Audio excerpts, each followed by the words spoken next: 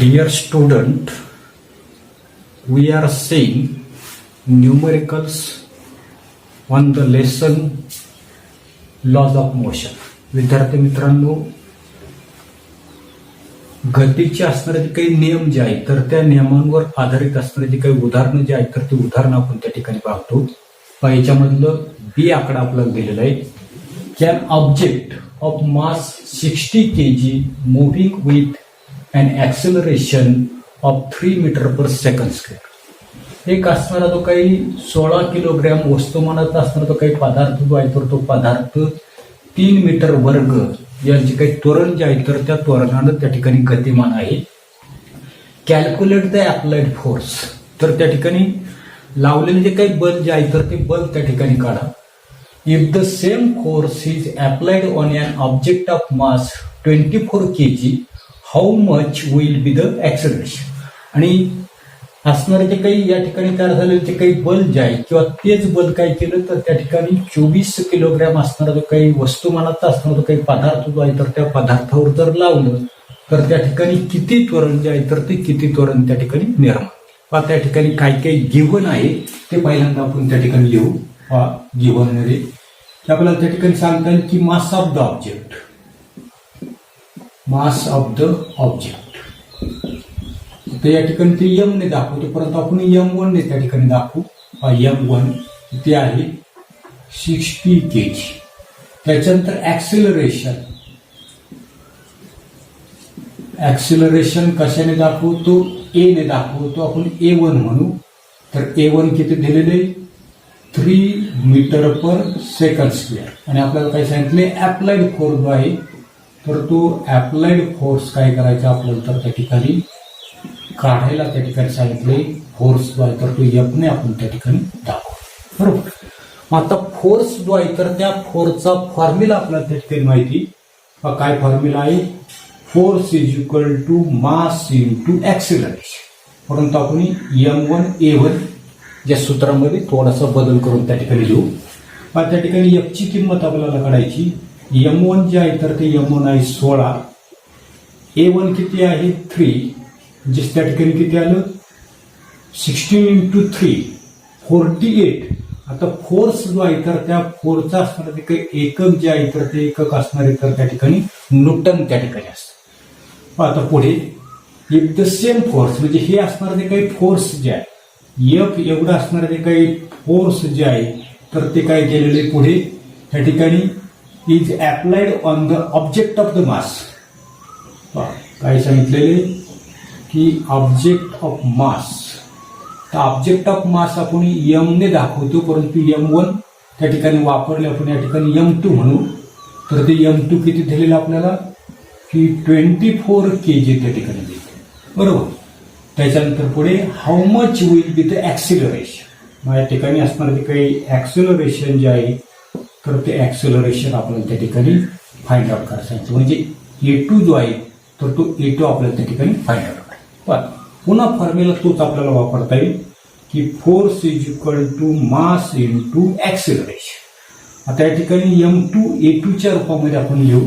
काही फरक नाही. आपण A2 मानले, M2 मानले म्हणून आपण त्या ठिकाणी हे जे काही F is equal to MA जे आहे तर सूत्रामध्ये बदल. आता फोर्स जो आहे तर तो फोर्स किती आलाय? या ठिकाणी आपल्याला असणारा जे काही फोर्स जो आहे तर तो फोर्स त्या ठिकाणी आहे 48 न्यूटन. बरोबर. म्हणजे F ची किंमत त्या ठिकाणी 48 असणारे. M2 जो आहे तर तो M2 किती दिलेला आपल्याला 24 kg. आणि A2 जो आहे तर तो A2 काय करायचा आपल्याला फाइंड आउट करायचा. या ठिकाणी 24 जो आहे तर तो ट्रान्सफर आपण त्या ठिकाणी करू. म्हणजे 48 divided by 24 is equal to A2. आता 24 ने याला डिवाइड केलं तर 2 ने त्या भाग घ्या. म्हणजे A2 इज इक्वल टू किती आलं? 2. पण याचं युनिट आपल्याला माहिती काय असतं? ऍक्सिलरेशनचं युनिट त्या ठिकाणी असतं मीटर पर सेकंड. आणि म्हणून त्या ठिकाणी आपल्याला फायनल आन्सर लिहिता येईल की how much will be the acceleration. तर त्या ठिकाणी आपल्याला सांगता येईल की acceleration is equal to A2 is equal to 2 metre per second. आणि म्हणून त्या ठिकाणी असतं ते काही ऍक्सिलरेशन जे आहे तर ते ऍक्सिलरेशन त्या ठिकाणी 2 मीटर पर सेकंड स्क्वेअर असेल. आणि अप्लाइड फोर्स जो आहे तर तो असणार आहे 48 न्यूटन येते. याच्यानंतरचं पुढचं उदाहरण आपल्याला त्या ठिकाणी पाहायचंय. आता सी आकडा आपल्याला दिलेले. A bullet having a mass of 10 gram and moving with a speed of 1.5 meter per second penetrate a thick wooden plank of mass 900 gram. त्या ठिकाणी एक बंदुकीची असणारी जी काही गोळी जी आहे तर त्या गोळीचं वस्तुमान त्या ठिकाणी 10 ग्रॅम त्या ठिकाणी दिलेलं आहे. आणि ही जी असणारी काही गोळी जी आहे तर ती गोळी 1.5 मीटर पर सेकंद न त्या ठिकाणी काय होताना दिसते तर ती मूव्ह होताना दिसते. त्यानंतर अशा प्रकारची जी काही गोळी जी आहे तर ती गोळी काय होताना दिसते जाड अशा प्रकारची असणारी जी काही लाकडाची जी काही फळी की ज्या फळीचं असणारे जे काही वस्तुमान त्या ठिकाणी 900 ग्रॅम आहे तर त्याच्या आतमध्ये पेनिट्रेट होते म्हणजे घुसते. पुढे the plank was initially at rest म्हणजे बंदूक झाडण्यापूर्वी ती असणारी जी काही फळी जी आहे प्लॅंक म्हणजे काही फळी जी आहे तर ती स्थिर आहे. The bullet gets embedded in the plank आणि ज्या वेळेला बंदुकीमधून गोळी झाडली जाते ती गोळी त्या बंदुकीमधून जाते किंवा आतमध्ये राहते. पुढे आपल्याला सांगितलंय किंवा बंदुकीमधून त्या ठिकाणी असणारी जी काही बंदुकीची गोळी जी आहे तर ती त्या फळीमध्ये घुसल्यानंतर काय होतं दिसते बोथ मूव्स टुगेदर म्हणजे ती गोळी आणि फळी काय होतं दिसते एकत्र त्या ठिकाणी पुढे जाताना दिसते. डिटरमाइन देअर व्हेलॉसिटी तर ती असणारी जी काही गोळी आणि असणारी जी काही फळी या दोघांची असणारी जी काही व्हेलॉसिटी जी आहे तर ती व्हेलॉसिटी काय करायचं तर आपल्याला त्या ठिकाणी फाइंड आउट करायचं. पहा त्याच्यामध्ये गिव्हन मध्ये काय काय दिलेले पहा की मास ऑफ द बुलेट या ठिकाणी आपल्याला काढायचं. काय करायचंय मास ऑफ द बुलेट. पहिलं मी लिहितो त्या ठिकाणी मास ऑफ द बुलेट. आता ते एम किंवा M1 ने त्या ठिकाणी म्हणून M1 किती दिलेले 10 ग्रॅम बरोबर. पण पुढे त्याच्यानंतर स्पीड ऑफ द बुलेट या ठिकाणी मी म्हणतो की स्पीड ऑफ द बुलेट. आता या ठिकाणी जी काही स्पीड ऑफ द बुलेट जी आहे पहा तर ते इनिशियल असणार म्हणजे सुरुवातीचं असणार आहे तर त्या कोणी U1 ने त्या ठिकाणी दाखवू. स्पीड ऑफ द बुलेट जे आहे तर ते किती दिलेले 1.5 मीटर पर सेकंड बरोबर. त्याच्यानंतर mass of the wooden plank आपल्याला दिले म्हणजे लाकडी फळी जी आहे तर तिचं वस्तुमान दिले. पुढे mass of the wooden plank. आता ते M परंतु आपण M एकदा वापरलेले आपण काही करू या ठिकाणी M2 म्हणू तर ते किती म्हणतो मी त्या ठिकाणी 900 ग्रॅम आहे बरोबर. पुढे त्याच्यानंतर पुढे काय सांगितलंय the plank was initially at rest. पहा या ठिकाणी ते असणारे जे काही फळी जी आहे तर त्या फळीचं सुरुवातीचं असणारे जे काही व्हेलॉसिटी जी आहे तर ती सुरुवातीची व्हेलॉसिटी किती दिलेली 0. इथे काय म्हणतो मी असं म्हणताना मी असं म्हणतो the plank was initially at rest बरोबर. आणि म्हणून त्या ठिकाणी फायनल व्हेलॉसिटी ऑफ प्लॅंक तर ते U2 त्या ठिकाणी म्हणतो किंवा इथे इनिशियल म्हटलं तरी चालेल. इनिशियल दिसतंय दिसत नाही. Initial velocity of the plank U2. आता ती U2 जी आहेत आता ती जर जागेवर जर असेल रेस्टला जर असेल विरामावस्थेमध्ये ती फळी असेल जागेवर असेल तर व्हेलॉसिटी त्या ठिकाणी काय असणार आहे 0 मीटर पर सेकंद त्या ठिकाणी असणार आहे बरोबर. आता काढायला काय सांगितलंय पहा काय सांगितलंय बोथ मूव्स टुगेदर म्हणजे ती गोळी आणि असणारी जी काही फळी या दोन्ही एकत्र त्या ठिकाणी जाताना दिसतात तर डिटरमाइन देअर व्हेलॉसिटी. आणि म्हणून पहा या ठिकाणी आपण काय म्हणतोय या ठिकाणी the velocity of bullet and velocity plank. त्या ठिकाणी व्हेलॉसिटी ऑफ द बुलेट समजा आपण V1 त्या ठिकाणी म्हटलं, त्याच्यानंतर व्हेलॉसिटी ऑफ द प्लॅंक जी आहे तर ती काय म्हटली V2 त्या ठिकाणी म्हटली. परंतु दोघेच्या दोघे काय होतात संघच त्या ठिकाणी मूव्ह होताना दिसतात. म्हणजे हे दोन्ही काय म्हणून आपण त्या ठिकाणी इक्वल त्या ठिकाणी असणार आहे. आणि तेच आपण कशाने दाखवू व्हीने त्या ठिकाणी दाखवू. बरोबर. आणि याची व्हीची असणारी जी काही व्हॅल्यू जी आहे तर ती व्हीची व्हॅल्यू काय करायची आपल्याला त्या ठिकाणी फाइंड आउट करायची. पाहता पुढे त्या ठिकाणी तुमच्या लक्षात येईल की मास जे आहे तर ते मास त्या ठिकाणी ग्रॅम मध्ये.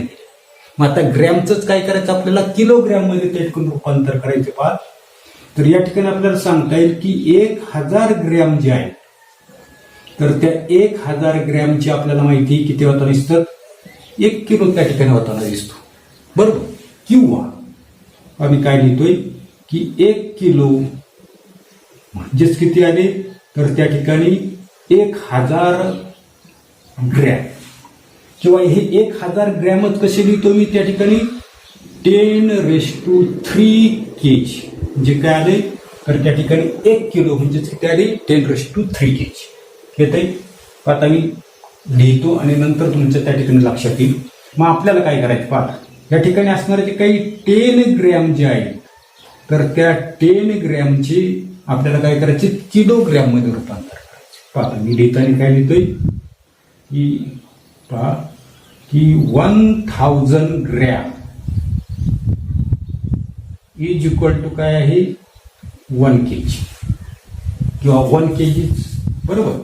आता आपल्याकडे किती आहे 10 ग्रॅम. 10 ग्रॅमची किती आता मी काय लिहितोय की 10 × 1 डिवायडेड बाय किती आलं 1000. हे काय आलं किलो आलं त्या ठिकाणी. बरोबर.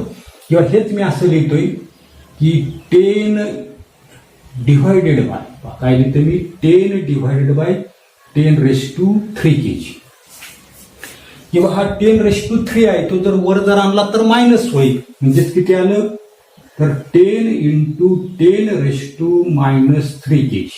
म्हणजे या ठिकाणी 10 ग्रॅम जे आहे तर त्या 10 ग्रॅमचेच किती म्हणून आपण किलोग्रॅम तर 10 × 10⁻³ ग्रॅम. इथे आता तेच मी या ठिकाणी लिहितोय डायरेक्ट. इथे बाकीचं काहीच त्या ठिकाणी लिहित नाही. इथे डायरेक्ट तुम्ही फक्त लक्षात ठेवा मी असणारे जे काही ग्रॅम जे आहे तर त्या ग्रॅमचं कन्व्हर्शन कशा पद्धतीने केलंय ते तुमच्या या ठिकाणी लक्षात ठेवा. मी डायरेक्ट लिहितो. म्हणजे M1 जे आहे तर ते M1 10 ग्रॅमचे किलोग्रॅम किती आले तर या ठिकाणी पहा 10 × 10⁻³ किलो. बरोबर. मग अशाच पद्धतीने 900 ग्रॅमचं करायचं आपल्याला. काय करायचंय 900 असणारे जे काही ग्रॅम सॉरी 900च्या ऐवजी मला वाटतं या ठिकाणी 90 आहे. 90 आपण या ठिकाणी 90 ग्रॅम आहे. मग आता 90 ग्रॅमचे पुन्हा किती होतील M2 is equal to 90 × 10⁻³ kilogram. लक्षात येते काय करतोय मी पहा काय करायचंय तर त्या ठिकाणी ग्रॅम मध्ये आहे तर आपल्याला MKS मध्ये किंवा सिस्टीम इंटरनॅशनल मध्ये आणायचं. जे ग्रॅमचं काय केलं आपण किलोग्रॅम. त्या ठिकाणी असणारं जे काही स्पीड जे आहे तर ते SI मध्ये आहे. पुन्हा या ठिकाणी असणारं जे काही मास जे आहे तर ते कशामध्ये आहे CGS मध्ये आहे. ते काय केलं आपण MKS मध्ये किंवा सिस्टीम इंटरनॅशनल मध्ये त्या ठिकाणी ते आणले आहे. याच्यानंतर पुढे आता आपल्याला by the law of conservation of momentum काय म्हणतो मी by the law of conservation of momentum. म्हणजे या ठिकाणी संवेग अक्षयतेचा असणारा जो काही नियम जो आहे तर त्या नियमाचा असणारा जो काही वापर जो आहे तर तो वापर आपल्या त्या ठिकाणी करायचा. आता काय नियम आहे तर M1U1 plus M2U2 is equal to M1V1 plus M2V2 असा त्या ठिकाणी law of conservation of mass त्या ठिकाणी म्हणजे ऊर्जा अक्षयतेचा नियम जो आहे तर तो नियम आपण अशा पद्धतीचा त्या ठिकाणी पाहिजे. बरोबर. आता याच्यामध्ये पाहता काय काय लक्षात येतं नसते की ज्या वेळेला या ठिकाणी ते असणार जे काही व्हेलॉसिटी जे आहे U2 जो आहे तर ती U2 किती दिलेली आपल्याला 0 त्या ठिकाणी दिलेली. पहा या ठिकाणी आपण initial velocity of the plank जे आहे U2 जे आहे तर ती किती दिलेली 0 त्या ठिकाणी. या ठिकाणी U2 जो आहे तर तो U2 किती दिलेला आहे 0 मीटर पर सेकंड स्क्वेअर. त्याच्यानंतर आपण हे पाहिले काय पाहिलेलं आहे की सर्वसाधारणपणे V1 is equal to V2 is equal to V त्या ठिकाणी म्हटलेले. या ठिकाणी म्हटलेले काय तर the velocity of the bullet and the velocity of the plank ते असणारी जी काही गोळी जी आहे तर ती गोळी काय आता नसते बंदूक आपल्या बंदुकीची गोळी फळीमध्ये जाता नसते आणि फळीमध्ये ती गोळी गेल्यानंतर ती फळी आणि बंदूक दोन्ही काय आता नसतात एकाच वेगाने काय आता नसतात तर त्या ठिकाणी मूव्ह होताना दिसतात बरोबर. आणि म्हणून या ठिकाणी पहा आता U2 ची किंमत जर त्या ठिकाणी 0 जर टाकली तर ही टर्म काय आता नसते 0 त्या ठिकाणी बरोबर. आणि म्हणून त्या ठिकाणी M1 U1 प्लस आता U2 ची किंमत किती टाकली 0 टाकली तर याला 0 ने गुणलं तर किती आता नसते 0 इज इक्वल टू पहा की M1 V1 plus M2 V2 बरोबर. पुढे या ठिकाणी M1 U1 is equal to आता V1 जो आहे तर त्या V1 च्या ऐवजी काय लिहू शकतो आपण V लिहू शकतो किंवा V2 च्या ऐवजी सुद्धा काय लिहू शकतो आपण V त्या ठिकाणी लिहू शकतो. आणि म्हणून या ठिकाणी पहा की M1 V1 च्या ऐवजी V प्लस M2 V2 च्या ऐवजी सुद्धा काय लिहू शकतो आपण V लिहू शकतो. आणि therefore M1 U1 is equal to याच्यामधून V जो आहे तर तो V काय करू शकतो आपण कॉमन काढू शकतो. म्हणजे त्या ठिकाणी M1 प्लस M2 आणि दोघांमधून काय केलेलं कोणी V जो आहे तर तो V काय केलेला आहे कॉमन त्या ठिकाणी. आपल्याला व्हॅल्यू कशाची काढायची V ची काढायची. आणि म्हणून या सर्वांचं काय करतो मी त्या ठिकाणी पक्षांतर त्या ठिकाणी करतो ट्रान्सफर त्या ठिकाणी करतो. की M1 U1 divided by M1 plus M2 is equal to V.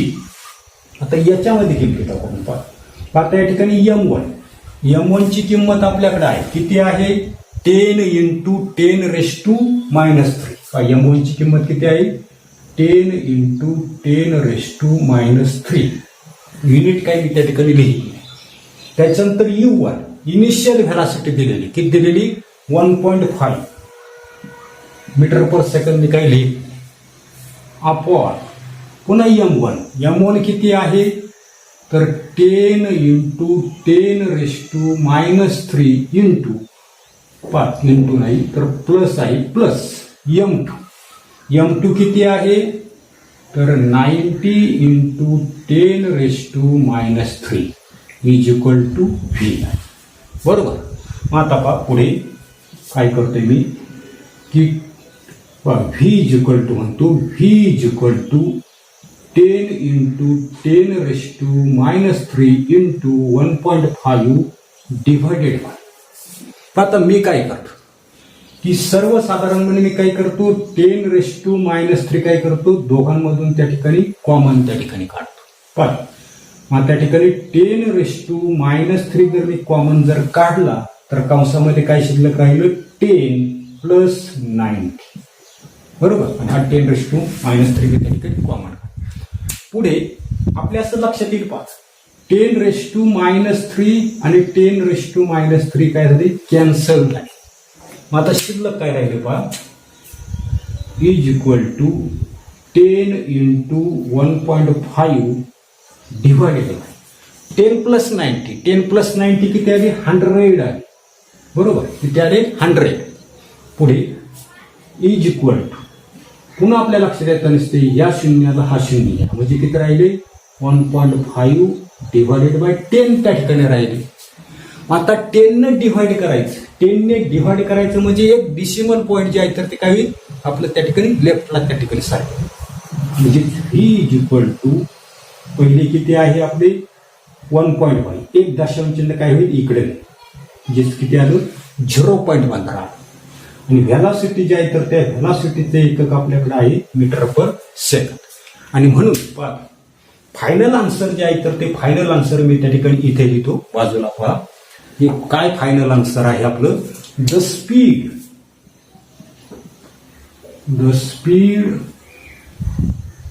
with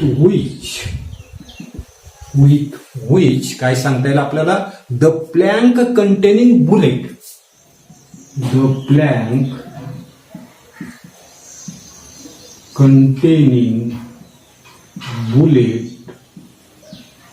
will move कोणत्या वेगाने मूव्ह होताना दिसते? Is equal to 0.15 metre per second. आणि म्हणून ते असणार जे काही फळी की ज्या फळीमध्ये काय आहे? गुढी आहे आणि त्याच्यासह ती असणारी जी काही फळी जी आहे तर ती फळी काय होताना दिसते? 0.15 मीटर पर सेकंड या वेगानं त्या ठिकाणी ती पुढे जाताना दिसते. येते पाहता. याच्यानंतरचं पुढचं उदाहरण आपल्याला पाहिजे. तुम्हाला स्क्रीनशॉट काढायचं असेल तर स्क्रीनशॉट तुम्ही त्या ठिकाणी व्हिडिओ पॉज करून त्या ठिकाणी काढून घेऊ शकता. आता पुढे शेवटचं उदाहरण आपल्याला दिलेले. A person swims 100 metre in the first 40 second, 18 metre in the next 40 second and 45 metre in the last 20 second. What is the average speed? एक व्यक्ती जी आहे तर ती एक व्यक्ती पहिल्या 40 सेकंदामध्ये 100 मीटर, पुढच्या असणाऱ्या काही 40 सेकंदामध्ये 80 मीटर आणि पुढच्या 20 सेकंदामध्ये 45 मीटर काय होताना ती पोहते.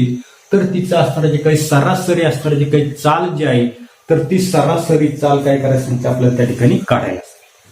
त्याच्यामध्ये काय काय गिव्हन दिलंय त्याचा आपल्याला पहिल्यांदा त्या ठिकाणी विचार जो आहे तर तो विचार आपण त्या ठिकाणी करा.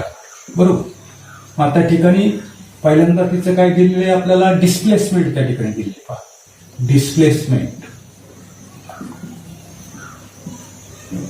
किंवा आपण काय म्हणणार त्यालाच त्या ठिकाणी डिस्टन्स कव्हर जे आहे तर ते डिस्टन्स कव्हर त्या ठिकाणी म्हणणार. डिस्प्लेसमेंट ते S1 ने आपण त्या ठिकाणी दाखवू. पहिलं किती दिलेलं आहे? 100 मीटर आणि त्याचा टाइम आपल्याला दिलेला आहे. किती दिलेला आहे? टाइम जो आहे तर तो टाइम आपण T1 मानू तर तो दिलेला आहे 40 सेकंद. बरोबर. त्याच्यानंतर सेकंड डिस्प्लेसमेंट जे किती त्या ठिकाणी दुसऱ्यांदा जाताना दिसतोय तर तो आपण S2 ने त्या ठिकाणी मानू तर तो दिलेला आपल्याला 80 मीटर. आणि त्या ठिकाणी नेक्स्ट टाइम जो आहे तर तो नेक्स्ट टाइम किती दिलेला आहे आपल्याला? नेक्स्ट टाइम आपण T2 ने दाखवू तर तो किती दिलेला आपल्याला? 40 सेकंद दिलेला आहे. बरोबर. 40 सेकंद. त्याच्यानंतर लास्ट डिस्प्लेसमेंट काय म्हणतो मी? लास्ट शेवटी किती विस्थापन झाले तर त्याचं S3 ने आपण दाखवू तर ते आहे 45 मीटर. आणि लास्ट टाइम त्याला त्या ठिकाणी तेवढं वेळ जो आहे तर तो वेळ त्या ठिकाणी आपण T3 ने दाखवू तर तो किती दिलेला आपल्याला? 20 सेकंद दिले. बरोबर. आणि काय विचारलं आपल्याला? तर ॲव्हरेज स्पीड आपल्याला त्या ठिकाणी काय केलेले विचारलेलं आहे. जी या ठिकाणी ॲव्हरेज स्पीड कशाने दाखवतो आपण? पाहता या ठिकाणी ॲव्हरेज स्पीड जी आहे तर ती ॲव्हरेज स्पीड मात्र काय करायचं सांगितलं आपल्याला त्या ठिकाणी फाइंड आउट करायचं. आता ॲव्हरेज स्पीड जी आहे तर त्या ॲव्हरेज स्पीडचा फॉर्म्युला किंवा अशाच प्रकारचं उदाहरण आपण याच्या अगोदर त्या ठिकाणी सुरुवातीलाच त्या ठिकाणी मागच्या व्हिडिओमध्ये त्या ठिकाणी सोडवलेलं आहे. ॲव्हरेज स्पीड काय फॉर्म्युला वापरला होता आपण? टोटल डिस्टन्स ट्रॅव्हल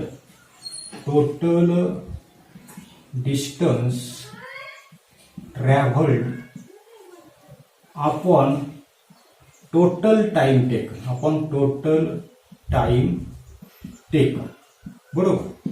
म्हणजे कापलेलं एकूण अंतर भागिले कापलेला किंवा लागलेला एकूण वेळ याने काय केलं आपण? ॲव्हरेज स्पीड जी आहे तर ते ॲव्हरेज स्पीड त्या ठिकाणी काढले.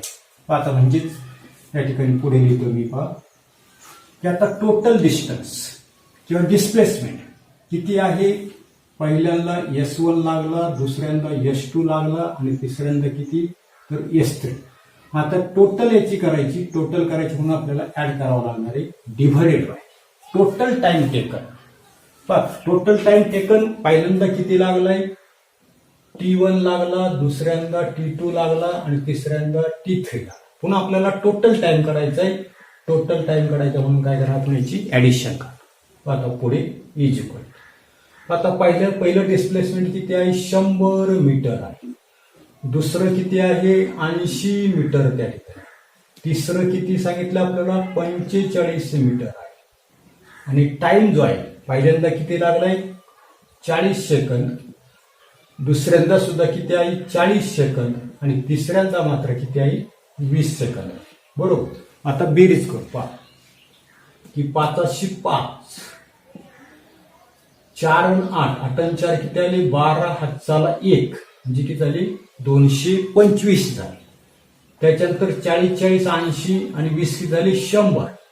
आता 100 ने भागायचं म्हणजेच काय करायचंय, तर 2 दशांश स्थळ त्या ठिकाणी द्यायची. म्हणजे किती आहे, 225 आहे. लेफ्टला सुरुवात करा, 1 2 म्हणजे या ठिकाणी 2.25 त्या ठिकाणी. आणि म्हणून त्या ठिकाणी ऍव्हरेज स्पीड जे आहे, तर ते average speed is equal to किती आलं, 2.25. याचं एकक आहे मीटर पर सेकंड. येते. अशा पद्धतीने हे उदाहरण आपल्याला सोडत. तर पुस्तकामध्ये सुद्धा तुम्हाला काही उदाहरणं जी आहेत, तर ती उदाहरणं त्या ठिकाणी सोडून दिलेली. परीक्षेला हमखास 2 मार्कासाठी एकतरी उदाहरण त्या ठिकाणी असतं. याच्यासाठी सराव जो आहे, तर तो सराव तुमचा त्या ठिकाणी महत्वाचा आहे. येते. अशा पद्धतीने हा जो काही चॅप्टर जो आहे, लॉज ऑफ मोशन, आपण त्या ठिकाणी संपवलेलं आहे. पुढील व्हिडिओमध्ये आपण नवीन अशा प्रकारचा असणारा जो काही चॅप्टर जो आहे, तर तो चॅप्टर त्या ठिकाणी पाहू. धन्यवाद.